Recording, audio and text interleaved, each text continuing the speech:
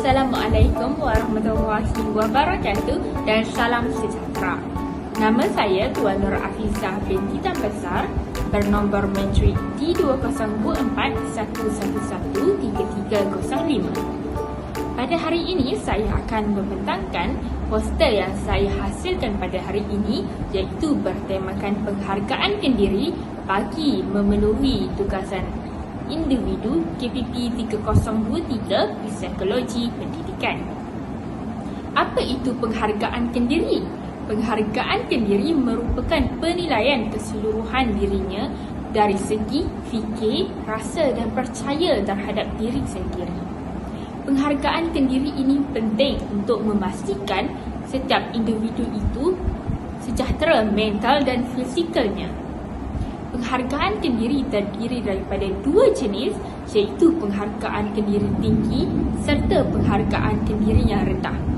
Apakah ciri-ciri perhargaan kendiri yang rendah dan apakah ciri-ciri perhargaan kendiri yang tinggi? Jom kita selengkar sama-sama. Penghargaan kendiri yang tinggi terdiri daripada asertif.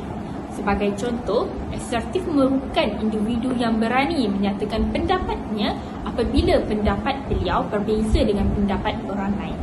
Apabila beliau berani menyatakan pendapat, itu dinyatakan sebagai seorang yang mempunyai penghargaan kendiri yang tinggi. Seterusnya, penghargaan kendiri yang tinggi juga terdiri daripada yakin terhadap diri sendiri, berfikiran positif serta menyayangi diri.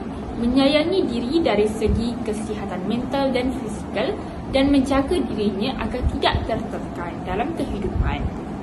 Penghargaan kendiri yang rendah pula terdiri daripada tidak gembira, suka menyalahkan diri sendiri, tidak menerima kekurangan diri apabila dirinya ada kelemahan.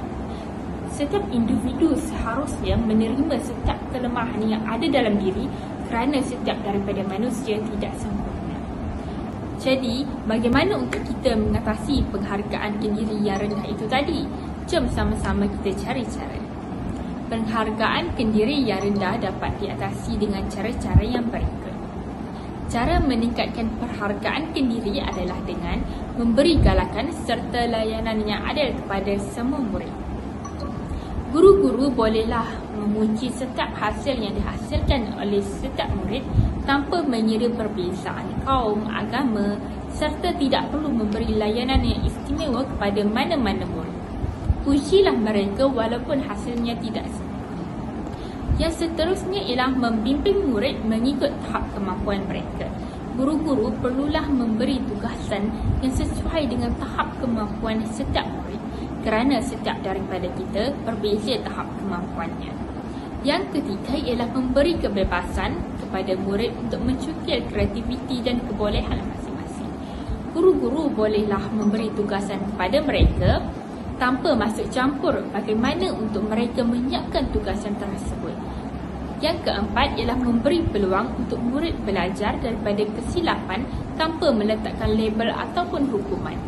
Guru-guru bolehlah menjelaskan balik perkara ataupun apa yang tidak difahami oleh setiap murid tanpa mempunyai rasa amarah.